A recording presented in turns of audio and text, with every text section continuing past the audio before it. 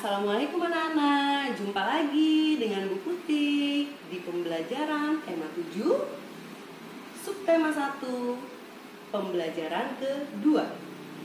Anak-anak, gimana kabarnya hari ini? Semoga semuanya selalu dalam keadaan sehat dan semangat belajar di rumah.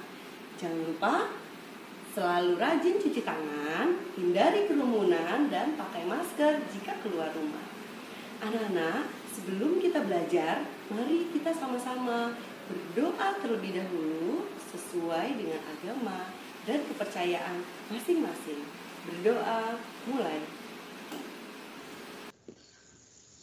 Ya, sebelum kita memulai pelajaran, anak-anak harus tahu dulu tujuan pembelajaran kita hari ini. Banyak loh, jadi perhatikan baik-baik dan ikuti pelajaran hari ini dengan sungguh-sungguh.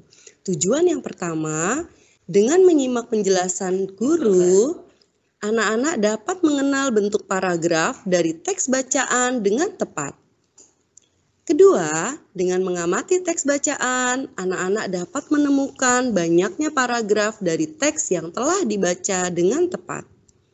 Ketiga, dengan membaca teks bacaan secara berpasangan dan mengamati pokok pikiran dari tiap paragraf, anak-anak dapat bertukar informasi mengenai isi dari teks tersebut dengan tepat. Keempat, melalui diskusi bersama teman, anak-anak dapat melengkapi informasi dari teks bacaan dengan tepat. Dengan menyimak penjelasan guru mengenai air, anak-anak dapat mengenal cara melakukan aktivitas dalam air dengan aman. Keenam, dengan mengamati contoh gerak mengambang yang diperagakan oleh guru, anak-anak dapat menjelaskan gerak dasar mengambang sebagai teknik dalam melakukan aktivitas air dengan baik. Ketujuh, dengan mengamati contoh gerak mengambang yang diperagakan oleh guru, anak-anak dapat mempraktikkan teknik mengapung dengan tepat dan percaya diri. Tujuan berikutnya, dengan melakukan latihan bersama teman yang telah memiliki anak-anak dapat mempraktikkan teknik mengapung dengan tepat dan percaya. 9. Dengan mendengarkan cerita guru, anak-anak dapat mengetahui makna keberagaman individu dengan tepat. Berikutnya, melalui diskusi dan tanya jawab, anak-anak dapat mengidentifikasi bentuk-bentuk keberagaman individu dalam kehidupan sehari-hari di lingkungan sekitar dengan tepat. 11. Dengan mewawancarai teman atau guru tentang makanan yang paling disukai, anak-anak dapat mengetahui keragaman makanan yang disukai oleh setiap orang. 12. Dengan mengetahui berbagai jenis makanan yang disukai tiap individu, anak-anak dapat membuat daftar keberagaman makanan yang disukai tiap individu dalam kehidupan sehari-hari di lingkungan sekitar dengan benar. Dan yang terakhir, dengan mengamati daftar makanan yang disukai, anak-anak dapat menemukan keberagaman makanan yang disukai sehingga dapat membuat kesimpulan tentang keberagaman individu dalam kehidupan sehari-hari dengan tepat. Ayo, kita mengamati gambar di bawah ini dan dengarkan Ibu Guru bercerita. Dayu, Siti, dan Lani membaca buku tentang pengolahan ikan bandeng. Mereka tertarik untuk melihat cara pengolahan ikan bandeng. Esok harinya, Dayu, Siti, dan Lani mengunjungi tempat pengolahan ikan bandeng. Mereka berkunjung ke rumah Pak Sarip. Pak Sarip memiliki kolam ikan bandeng. Pak Sarip juga mengolah ikan bandeng agar lebih awet. Pak Sarip membuat ikan bandeng presto. Dayu dan teman-teman ingin melihat proses pengolahannya.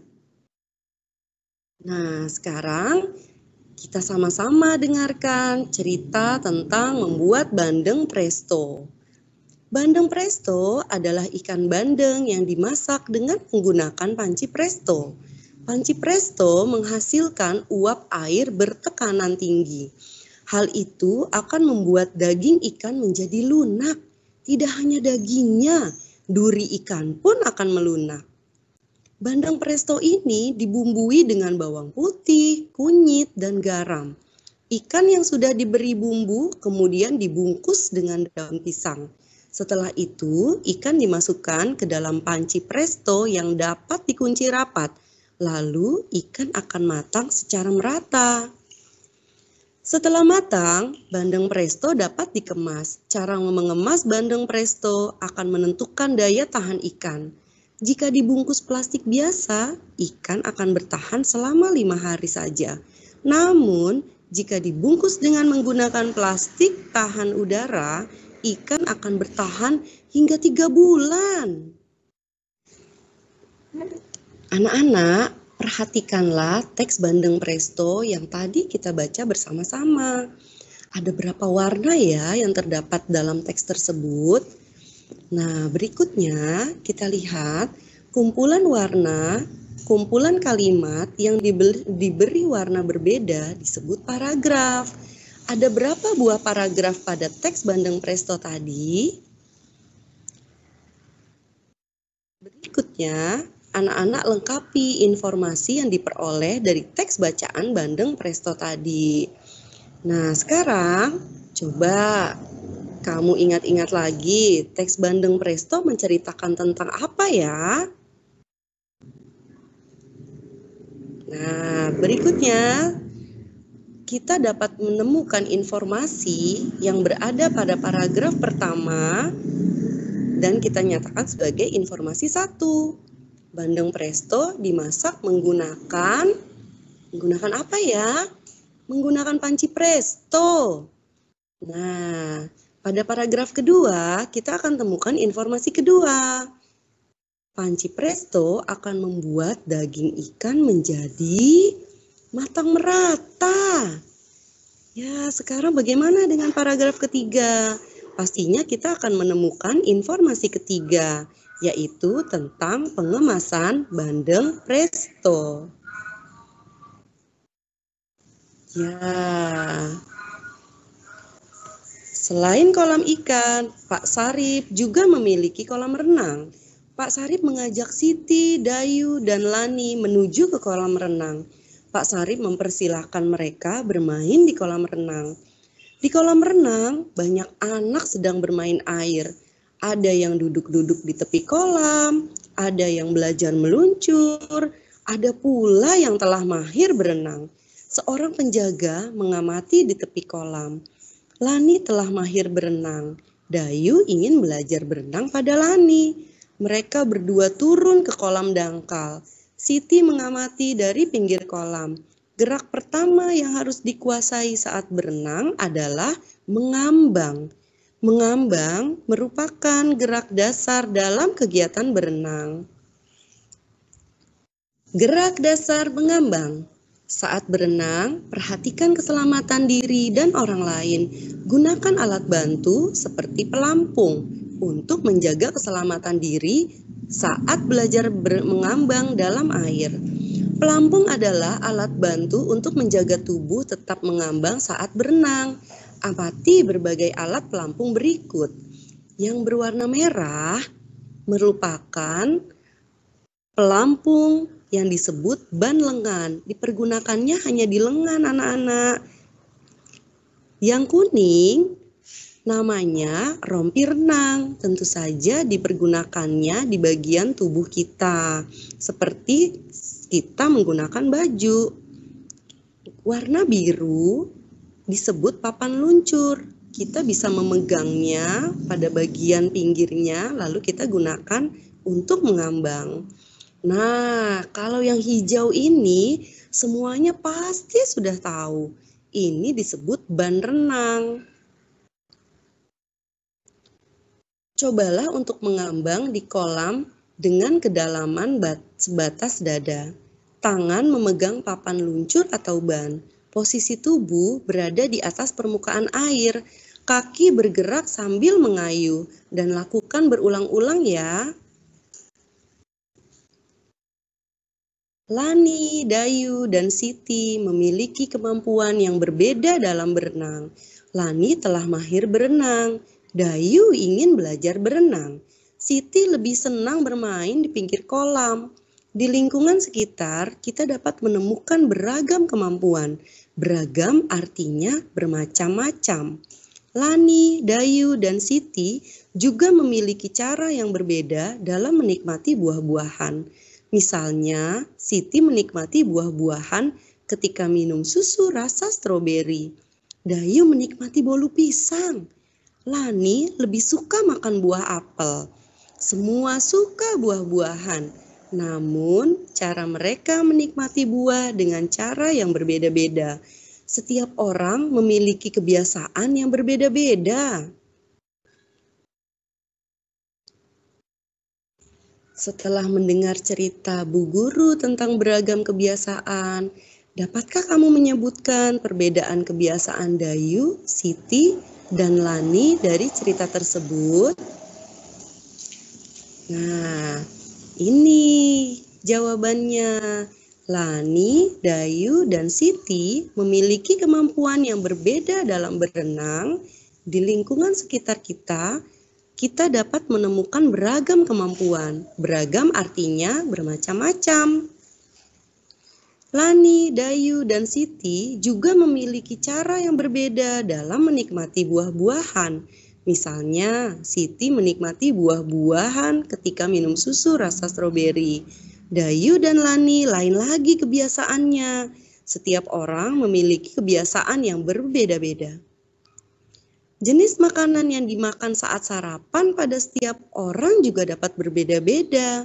Ada yang terbiasa makan nasi saat sarapan, ada yang cukup makan roti, ada yang hanya memakan buah-buahan, ada pula yang cukup dengan minum teh hangat. Kebiasaan yang berbeda pada setiap individu merupakan bagian dari keberagaman karakteristik individu. Kebiasaan yang berbeda merupakan bagian dari keberagaman. Dayu, Siti, dan Lani sedang menikmati makanannya. Kemudian Beni, Udin, dan Edo datang membawa ragam makanan. Wah, ini dia makanan yang dibawa oleh Beni, Udin, dan Edo. Kamu perhatikan ya. Amati makanan yang dibawa oleh Udin dan teman-teman. Bolu pisang dan susu rasa stroberi merupakan makanan hasil pengolahan teknologi pangan. Sekarang, anak-anak tulis daftar makanan hasil teknologi pangan berdasarkan gambar di atas tadi dan isi dalam tabel berikut. Nah, sekarang, kamu jawab ya. Makanan apa yang paling kamu sukai? Kamu tulis ya di dalam kotak ini. Sekarang, tanyakanlah makanan kesukaan teman, gurumu, atau ayah ibumu. Wawancarai 3 orang teman dan 2 orang guru untuk mengetahui makanan kesukaan mereka. Setelah melakukan wawancara pada teman dan gurumu, tuliskan hasilnya pada tabel di bawah ini. Kamu lengkapi ya. Ayo, mengamati. Apakah mereka menyukai jenis makanan yang sama? Apakah semua menyukai makanan hasil teknologi pangan? Diskusikan bersama temanmu atau bersama mama dan papa di rumah.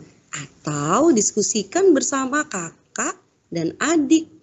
Kemudian lingkari jawaban yang paling tepat di bawah ini. Jenis makanan yang disukai oleh orang-orang di lingkungan sekitarku ternyata ada yang sama, ada juga yang berbeda. Ini berarti setiap orang memiliki kebiasaan yang berbeda-beda atau ada juga yang sama. Jadi, setiap orang memiliki makanan kesukaan. Kesukaan setiap orang berbeda-beda. Jika temanmu memiliki kesukaan yang berbeda darimu, apa yang akan kamu lakukan? Sikap memahami dan menerima perbedaan kesukaan setiap orang yang sesuai dengan pengamalan Pancasila, sila ketiga yang berbunyi Persatuan Indonesia. Anak-anak, kamu bisa melakukan kegiatan bersama orang tua dan keluarga di rumah. Anak-anak bisa mengidentifikasi makanan yang disukai oleh setiap anggota keluarga, serta menentukan apakah kesukaannya sama atau beragam. Demikianlah pembelajaran kita hari ini. Gimana? Seru kan? Jangan lupa besok kita belajar di pembelajaran yang lain lagi.